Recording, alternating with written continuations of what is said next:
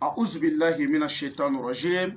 بسم الله الرحمن الرحيم ثم الصلاة والسلام على أشرف الأنبياء ومرسلين محمد مصطفى صلى الله عليه وسلم اللهم صل على سيدنا محمد وعلى آله محمد رافع درجة الودود كاشف الأمة محمد بن عبد الله محمد ابن آمنة محمد مكان محمد يا رسول الله صلى الله عليه وسلم أنكلنغا tanga ɲini setigi ala fɛ a kan kisi ka bɔ shetane tɔɔrɔ ma o kɔfɛ an b'an sinsin ni setigi ala tɔgɔ ye min y'a daminɛ n'a b'a laban o kɔfɛ an bɛ sɔli muhamadu mustafa kan n'o ye kisi ni nɛɛma b'a kan ala ka jidi a kan ka bɛɛ lajɛlen fo ni alisilamɛya foli dumanba in de foli barikalenba in de foli min n'a ɲɔgɔn tɛ yen n'o de ye asalamu aleykum wa rahmatulahi taala wa barakatu alhamdulillah an bɛ ala tanu suma alhamdulillah an bɛ segin ka ala tanu alhamdulillah rabbil alamin an bɛ ala tanu ka ala barikada o la aw k'a dɔn k'a fɔ aw denkɛ n'a ka giriden mankan don n'o de ne Sheikh Sherif Abdul Aziz Haidara ye ka bɔ Mali la Bamako Commune 3 Samɛ n'i y'an sigilen nin kɛnɛ kan yan dɔwɛrɛ tɛ batakiw cira fan bɛɛ ka bɔ diɲɛ fan 14 bɛɛ la n'o ye commerçants ye mobili feerelaw moto feerelaw nafɛn feerelaw dutɛrɛn feerelaw du feerelaw hali balɔntanaba dɔw bɛ yen joueurs b'u bolo ka joueurs tɛ ka se ka san i bɛ feere modèle o modèle kɛ pour que a feere ka se ka ɲɛ u bolo n'u y'u bolo don a la a ka se ka ɲɛ caman ko k'olu bɛ feere daminɛ u bɛ jagokun min sɔrɔ jagokun bɛ tiɲɛ gɛrɛ ni kasara a bɛ bi u kan ba u ka jagokun bɛ tiɲɛ en même temps u ka feere u tɛ ka ɲɛ sɔrɔ a la mɔgɔw bɛɛ b'a fɔ ko hey ko nin feere in ka di koyi nka olu bɛ t'u sen don a la i b'a sɔrɔ c'est zéro o n'a ɲɔgɔnnasi caman bolifɛnw b'u bolo mobili 10 mobili 20 a bɛ dɔw bolo mobili bɛ san ni san kɛ a tɛ san ala barika la an bɛ ala fo ka ala barika da mɔgɔ caman fana bɛ yen minnu moto b'u bolo moto feerelaw nka ça va pas o n'a ɲɔgɔnnasiw caman nafɛn feerelaw ale ni bitigibatigiw ani homme d'affaires fɔlɔ o tun bɛ miliyɔn ko affaire tun t'u su ɲɛna nka bi a dɔw bɛ nin ka sotarama ni taxiw ta u ka affaires la u tɛ se ka foyi kɛ bilen ça va pas i m'a faamuya bon donc commerçants ye n wele ka caya adamaden i kan'i dogo i kanubagaw la n'i bɛ min dɔn a fɔ i b'a dɔn n'i tɛ min dɔn a fɔ i t'a dɔn ala kira o de fɔ salatu wasalam ko n'i bɛ waso i ka waso ni tiɲɛ ye nka kana waso ni nkalon ye Seydina Ali ye nin fɔ o nkalon min n'i b'a tigɛ mɔgɔw ye a nkalon valeur ani maa min bɛ ka ja a ba fɛ a bɛɛ jurumu ka kan bilahi a bɛɛ ni kuranɛ cɛ o la komi commerçants y'u kanbɔ k'u kanbɔ n ko baasi tɛ bi n bɛ na vidéo spéciale kɛ commerçants pour les commerçants.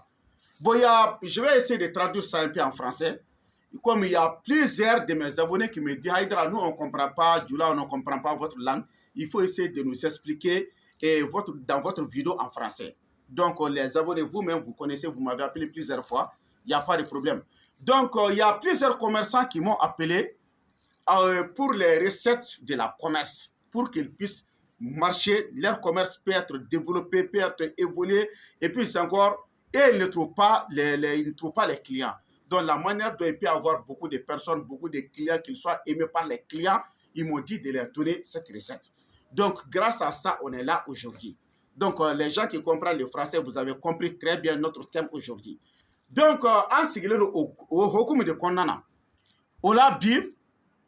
Amina Djagoke Fura Yera, le vrai médicament, le vrai recette. Au nom de courant, je jure au nom de courant. Le vrai recette pour la commerce. Djagoke Fura Yera. Nien kala alaka couronne boyana mina gindo tamba dauma. Billahi. Abido karamogo million kelenka. Ni gindo ati sorobulu. Ola Djagoke Fura Yera avec chokodi. Yire dobe. Mina yire nono yiraola. Aw ɲɛ bɛ nin na nin ye zaban ladɔn di zaban mɛ n tɛ zaban tɔgɔ dɔn français la i bɛ zaban ladɔn ɲini n'i ye zaban ladɔn ɲini i b'o bila kɛrɛfɛ i y'a faamu i bɛ sana nin yiri u b'a fɔ ale ma ko sana i bɛ sana ɲini i b'a bila kɛrɛfɛ yiri dɔ bɛ yen u b'a fɔ a ma ko dubale i bɛ dubale ɲini i b'a bila kɛrɛfɛ o la i bɛ mun kɛ maka yirini o bɛ mɔgɔ yɔrɔ caman yirisun dɔ bɛ yen u b'a fɔ ma ko maka yirini i bɛ sɔrɔ ka maka yirini fana ɲini n'i ye makayirini sɔrɔ sa i bɛ mun kɛ watashi aluna rizikakum anakum tukazibun watashi aluna rizikakum anakum tukazibun i b'a sɛbɛn makayirini kan i b'a a bulu hakɛ i bɛ bulu in ta n'i y'a ta sisan i b'a sɛbɛn ka 99 n'i y'a buluden 99 n'i y'o sɛbɛn i bɛ mun kɛ tuguni a kɛ ala ni kuranɛ bonya kama i ka yirisun dɔ bɛ yen nɔ ni bɛɛ lajɛlen b'a dɔn n'a bɛ fɔ a ma ko kunjɛ i bɛ kunjɛ bulu 99 ta a kunjɛ bulu kelen o kelen kan i bɛ ala tɔgɔ kelen sɛbɛn a kan misaliyala yarɔ ala tɔgɔ caman b'a daminɛ ni ya alahu ye mɛ anw fɛ yan b'a daminɛ ni ya huwa ye par exemple ya huwa i b'o sɛbɛn bulu kelen kan ya alahu i b'o sɛbɛn bulu kelen kan ya rahaman i b'o sɛbɛn bulu kelen kan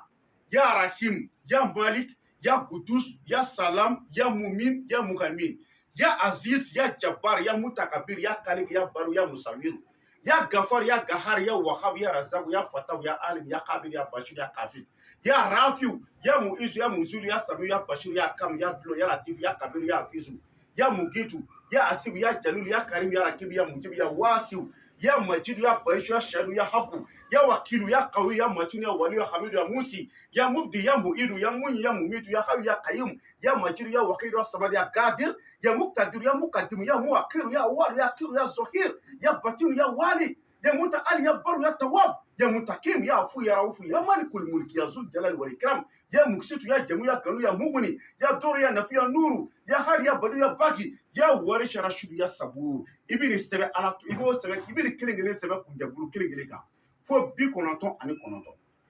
ni y'o sɔrɔ i b'o fara ɲɔgɔn kan n bɛ ka jago kɛ fura de fɔ aw ye o kɔfɛ i bɛna mun kɛ yiri min n'a bɛ sugu kɔnɔ yirisun belebeleba min n'a bɛ sugu kɔnɔ i b'o yirisun bulu i b'a kari n'i y'a kari i b'i jija ka buluden 99 sɔrɔ o buluden 99 i bɛna mun kɛ alikuranɛ suratu belebeleba dɔ bɛ yen n'o ye garisɛgɛ sura ye n'o ye nafolo sura ye n'o ye sababu telima sura ye n'o de ye suratul waqiya ye o suratul waqiya i b'a aya kelen o kelen i b'a sɛbɛn bulu nin kan aya kelen o kelen i b'a sɛbɛn bulu nin kan a bɛ taa bɛn buluden 99 de ma yala fɔlɔfɔlɔ suratul waqiya a aya tun bɛ taa bɛn aya 100 ma mɛ u ye aya 2 u y'o yɛlɛma ka kɛ aya 1 o de kama a kɛra aya 99 ye i b'a sɛbɛn a kan kelen kelen kelen a 99 n'a sɛbɛnna a kan ka ban tuma min i b'o fana ɲini bi nana ye n'i y'o sɔrɔ i bɛ mun kɛ tuguni i b'i jija i bɛ tubani ɲaga ɲini o dama tubani ɲaga tɛ dɛ i bɛ tila ka jɛfɛrɛdeni i bɛ jɛfɛrɛdeni ɲaga i b'o fana ɲini o kɔfɛ i bɛ juma ɲini tuguni u ka kɔnɔ dɔ bɛ yen n'a bɛ fɔ a ma ko tu sɛni i bɛ tu sɛni ɲaga ɲini i bɛ nin ɲaga fara ɲɔgɔn kan n'i y'a ɲaga bɛɛ fara ɲɔgɔn kan i bɛ mun kɛ i b'o bɛɛ fara ɲɔgɔn kan i bɛ sɔrɔ k'a bɛɛ susu n'i y'a susu i bɛ sɔrɔ ka pigeon a bɛ fɔ pigeon dɔ ma ko kolon pigeon i y'o kipi yan kolon pigeon i y'a faamuya donc sa o kolon pigeon in n bɛ tila k'o fana bɔ ka yira aw la mɔgɔ caman bɛ yen diɲɛ kɔnɔ olu tɛ kolon pigeon dɔn n m'a faamuya n bɛna kolon pigeon bɔ n b'a yira aw la o kolon pigeon i bɛna kɛ cogo di i b'ale n'i y'a faga i b'a disi fara n'i y'a disi fara sisan i bɛ mun kɛ sisan i bɛ kolon pigeon i bɛ taa ale bila tiginɛso sanfɛ n'i y'a bila tiginɛso sanfɛ sisan n'a jara i bɛ mun kɛ i bɛ sɔrɔ ka a ta ka na n'a ye wala kolon pigeon in filɛ nin ye n bɛna yira aw la a bɛ se k'a faamu cogo min voilà an ɲɛ b'a la e ma se k'a fɔ ni ka bɔ ɲɔgɔn na ah voilà nin de ye kolon pigeon ye n m'a dɔn ni aw ɲɛ b'a kɛcogo la i bɛ kamera gɛrɛ kuma bɛɛ mɔgɔw bɛ kuma ko kameramani y'a kɛ tan kameramani y'a kɛ tan voilà n b'a dɔn a bɛ se ka kɛ dɔw b'a fɔ ko nin olu siɲɛ fɔlɔ ye ka ni pigeon qualité ye a bɛ fɔ nin ma ko kolon pigeon n'o ye garisɛgɛ ɲini pigeon ye mais ni nin disi fara sisan i bɛ mun kɛ sisan i b'a bila tiginɛso kan n'a ye tile 3 kɛ ka ban i bɛ sɔrɔ k'a ta i bɛ n'a bila so a tɔ ka jan yanni fɛn dɔ ka taa dun garisɛgɛ ko don n'a nana tuma i bɛ mun kɛ i bɛ sɔrɔ k'a bila ka ca wala pigeon in minɛ ta n'i y'a bila a to yen ta fɔlɔ pour que mɔgɔ caman k'a ye donc n'i y'a bila i bɛ sɔrɔ k'o fana susu i y'a faamu i b'o fana fara nin kan n'i y'a bɛɛ fara ɲɔgɔn kan ka ban tuma min ibe mun kɛ bisimilahi arahman arahim bisimilahi arahman arahim i b'o sɛbɛn ko i bɛ mɔgɔ bila ka nasi sɛbɛn siɲɛ 100 ani 24 bisimilahi arahman arahim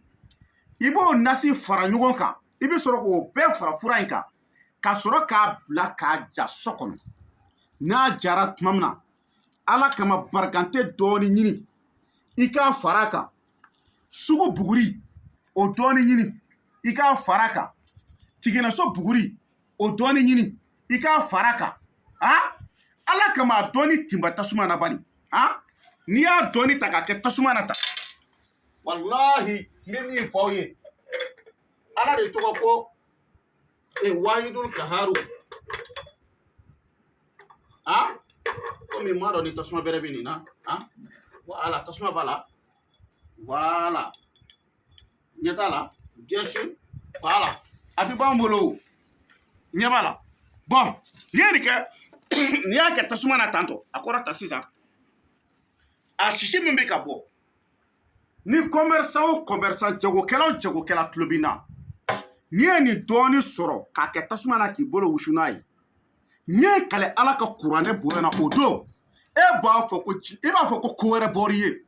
i bɛ mobili de feere i bɛ moto de feere i bɛ yuguyugu de feere i bɛ affaire de la affaire ti ka ɲɛnabɔ e bɛ dugukolo de feere e bɛ nakɔ kɔnɔfɛnw de feere walama e bɛ feere sugu o sugu de kɛ commerce sugu o sugu an da sera min ma o an da ma se min ma o a kɛra sanu feere o jama feere o i bɛ feere modèle o modèle kɛ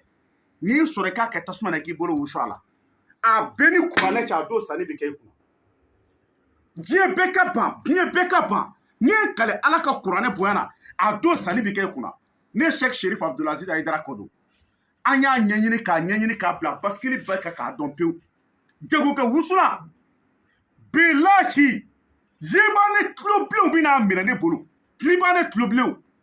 minnu bɛ alimentation baw dayɛlɛ ani ka yɔrɔ baw dayɛlɛ u bɛ n'a san ne bolo ka taa wusu ka so kɔnɔ n'i nana n'i ye wusula ni wusu a kɛ ala kama kɔlɔsi dɔrɔn ɲini kɔlɔsi hali ni a kisɛ 25 i bɛ kisɛ 25 dɔrɔn ta kɔlɔsi in na n'i ye wusula kan n b'o f'i ye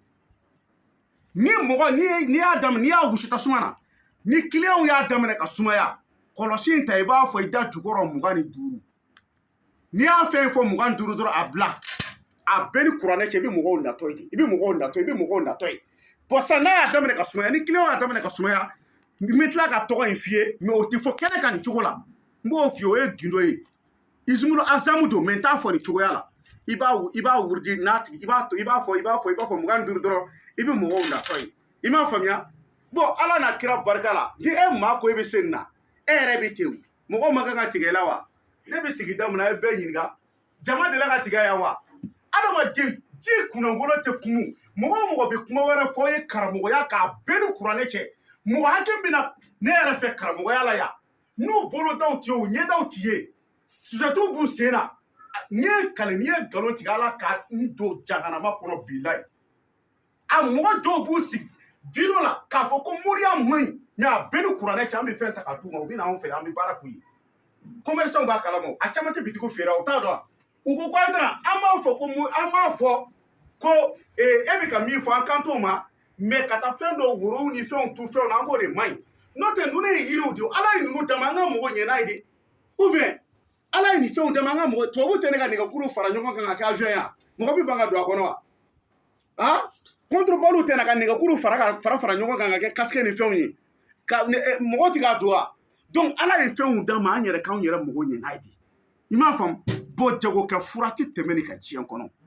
n'a y'a sɔrɔ a cɛ bɛ diɲɛ dugukolo kan ko jagokɛ fura caman sɔrɔ fura ka client sɔrɔ ka garisɛgɛ sɔrɔ ka tɛmɛ nin kan n'i m'a fɔ n ye bilayi n t'a yafa i ma ne Aidara ka téléphone numéro Mali indicatif 00223 après 77 90 17 17 00223 après 77 90 17 17. Je reprends encore mon numéro de téléphone 00223 après 77 90 17 17. Bon ni mɔgɔ bɛ nin na n'i ma se ka dilan n'i ko n k'a k'i ye n b'a di bɛɛ lajɛlen ma i bɛ diɲɛ yɔrɔ o yɔrɔ a dilanlen don k'a ban pewu k'a labɛn k'a ban pewu wallahi nin kan ka taa Liban de. N ye minnu dilan sa nin dama dama kan ka taa Liban de. Libanɛw y'a sɔrɔ yan. Libanɛw ye ne n'u ye ɲɔgɔn dɔn cogo di? Libanɛw yɛrɛ ka homme de confiance minnu bɛ Bamako yan. Libanɛw yɛrɛ dalen don mɔgɔ mun na n'u bɛ ka jɛ ka baara kɛ u ka alimentation n'u ka fɛnw na. Olu caman de kɛra sababu ye ka na n'u ye. N'u yɛrɛ y'a tinba tasuma na dɔrɔn olu ko tiɲɛ na k'an ma deli ka ni ɲɔgɔn ye. E ka t'i sigi commerce la ka tile ban mɔgɔ ma sanni k'e kunna. E ka t'i sigi ka mobili parki la ka tile ban mɔgɔ ma mobili san e kunna mɔgɔ ma moto san e kunna. E homme d'Afrique aw fɛn ma marché wallahi billahi tallahi i ma nin fura in de wusu. N'i ye nin wusu a bɛɛ ni kuranɛ cɛ i bɛ Ala jɔyɔrɔ y'a la. I baara yɔrɔ k'a ti ka marché. Commerce dama tɛ dɛ baara yɔrɔ k'a ti ka marché. N'i ta i k'a wusu. N ko bi ni n ye nkalon tigɛ Ala k'an ta tiɲɛ. Cɛ dɔ ko ne ma k'ale nana ne fɛ yen. A nana ne Hayidara fɛ yen, a nana sɔrɔ ne bɛ ka wusulan in wusu dama. A ne ko n k'a ka don. A donna a nana kuma dama de fɔ n ye dɔrɔn ka segin. Bi o kɛra bi dɛ n'i ye nkalon tigɛ a bɛɛ ni kuranɛ cɛ Ala kana don alijana na fiyewu. A ko ale bɔra dɔrɔn ko dɔ y'a wele ka 5000 ci a ma. Hali a ma wusu. Manul Fard. Allahu akbar. Manul Jabbar. Allahu akbar. Manul Qahar. Allahu akbar. Manul Muhi. Allahu akbar. Manul Mumit. Allahu akbar. Manul Samad. Allahu akbar. Wahidullah. La ilaha illallah Muhammadur Rasulullah sallallahu Allahu akbar. Allahu akbar. Bon nous ne gindo sɛbɛlamaw. Siga t'a la. Karamɔgɔw a y'a kɛ Ala ni kuranɛ bonya kama a ye fɛn sɛbɛ ta a y'a di mɔgɔ ma. Mais n'i ko ko karamɔgɔ ka wusulan d'i ma u bɛ fɛn dɔ baratu k'a d'i ma kɛ. Olu bɛ t'u yɛrɛ sɛgɛn ka nin bɛɛ dilan wa? Wallahi an b'an ka cɛkɔrɔbaw fo. Minnu sɔnna k'u kɔnɔnajiya an ye ka nin gindo ta k'a d'an ma. U ka Hayidara an b'i lamɛn i bɛ ka Philomène démasquer. Hayidara an bɛ k'i lamɛn i bɛ ka bandiw démasquer. Hayidara an bɛ k'i lamɛn i bɛ ka nkalontigɛlaw ka nkalon bɔ ka yira mɔgɔw la. Hayidara wallahi o kosɔn ne bɛ nin gindo d'i ma ne y'a sɔrɔ nin cogo de la. N'o tɛ n taara kalan kɛ France Amérique o t'a la dɛ. I y'a faamu? Ou bien n taara kalan kɛ Maga kana i tɛ nin sɔrɔ dɛ. Da ni da gindo bɛ di kɔnɔnajiya de la. Munna bi n b'a ta k'a di mɔgɔw ma? Adamadenw ye kanu. Abonnew bɛ ka caya. Mɔgɔ mɔgɔ ye n ka video la u b'u abonné kan. Video bɛ ka partager fan bɛɛ lajɛlen na. N'a ye gindo sɛbɛlama sɔrɔ an t'a di mɔgɔw ma munna? Donc ni maa min ma se k'a dilan i bɛ n contacter. A kuru 60 dilanlen don. A dilanlen don ka ban kuru 60 o dilanlen don fɔlɔ. Donc komi a fɛnw bɛɛ tɛ sɔrɔ joona joona. Donc an bɛ ka kura wɛrɛ labɛn mɔgɔ ma ba dilan na fɔlɔ. I m'a faamuya? Donc mɔgɔ minnu b'a sɛbɛnni kɛ Ustaz e bɛ se ka n'i jɔ. N'a ye diya i bɛ se ka na caméra la mɔgɔw b'i ye. I m'a faamu? Ninnu ye sɛbɛnnikɛlaw ye. Nin fana bɛ sɛbɛnni kɛ. I n'a fɔ Ala tɔgɔ ninnu bɛ ninnu bila sɛbɛnni na n'a ka équipe olu de b'a sɛbɛn. Nin yɛrɛ bɛ anw ka sigida la yan. I m'a faamu wa? Ni Ala ka jɛ inshallah taala tawfik. Donc ni mɔgɔ bɛ nin wusulan in na maa fɛn fɛn mɔgɔ b'a la diɲɛ yɔrɔ o yɔrɔ i b'a fɔ n ɲɛna n b'a d'i ma 15,000 15,000 a ta i k'a wusu dɔrɔn i k'a lajɛ. Hali n'i ko i mɔgɔ bɛ den mugan na parce que dɔw bɛ den 5 ta dɔw bɛ den 10 ta parce que fɛn ɲuman kelen sɔrɔ k'aw se i ka fɛn lankolon 100 sɔrɔ. I m'a faamuya? Wusulan in sɔngɔ ye 75,000 francs CFA de une seule sachet. Mais n'i bɛ Faransi i bɛ Amérique i bɛ jamana wɛrɛw kan i bɛ DHL wari fara kan an b'a ci ma DHL la. Depuis Ala kan da maa si tɛ diɲɛ dugukolo kan ko ne n'i bɛnna fura cili la i ma ko n b'i ka fura ci a mɔgɔ tɛ n'a mɔgɔ kelen bɛ yen ko e y'i ka wari ci ne ma ko ne m'i ka fura ci ma n'i ma bɔ k'a fɔ Ala k'i ta tiɲɛ. Depuis Ala ka diɲɛ da o tɛ yen an bɛnna min kan o de don. I b'a ta i b'a wusu ni Ala sɔnna ma i bɛna jɔyɔrɔ ye a la. Donc n bɛ nin cadeau ta k'a di mɔgɔ ma miliyɔn tɛ nin sɔrɔ. I m'a faamuya? Miliyɔn tɛ nin baara nin sɔrɔ ka basumala sɛbɛn ani ka taa yiri minnu fara fara ɲɔgɔn kan ale ni Ala tɔgɔ min bɛna fɔ aw ye gindo la o y'a dama koba ye dɛ. Walayi mɔgɔ dɔw ko yanni olu ka nin sɔrɔ k'u ye wusulan sugu bɛɛ wusu. Dɔw ko mura y'u minɛ dɔw ko sɔgɔsɔgɔnijɛ y'olu minɛ dɔw yɛrɛ ko k'u ka wusulan dɔ kɛ tan ka taa u ko n'a ye ka to ka dɔ kɛ tasuma na k'u ye nin bɛɛ kɛ ka dɛsɛ. E ni Ala cɛ maa bɛ nin wusu hali dangaden ko i ka fɛn tɛ sa wa? Donc Ala ka tiɲɛ dɛmɛ wusulan in sɔngɔ ye 75,000 francs CFA de. N'i bɛ Bamako yan i jija i ka na n ka du kɔnɔ i bɛ n wele n ka téléphone numéro de la. n'i nana soda la fana ni mɔgɔ wɛrɛ fura wɛrɛ ta k'a d'i ma k'a sɔrɔ i ma ne wele ko parce que i bɛ n ka so yɔrɔ dɔn i ta y'i kungo de o tɛ ne ka wusula ye ni Aziz Aidara ka téléphone numéro de 00223 après 77 90 17 17 00223 après 77 90 17 17 fura ninnu bɛɛ la fura min bɛ to k'a ɲɛ gan kosɛbɛ o ye tu siyɛnni ɲaga tuma dɔ la o de bɛ gɛlɛya kosɛbɛ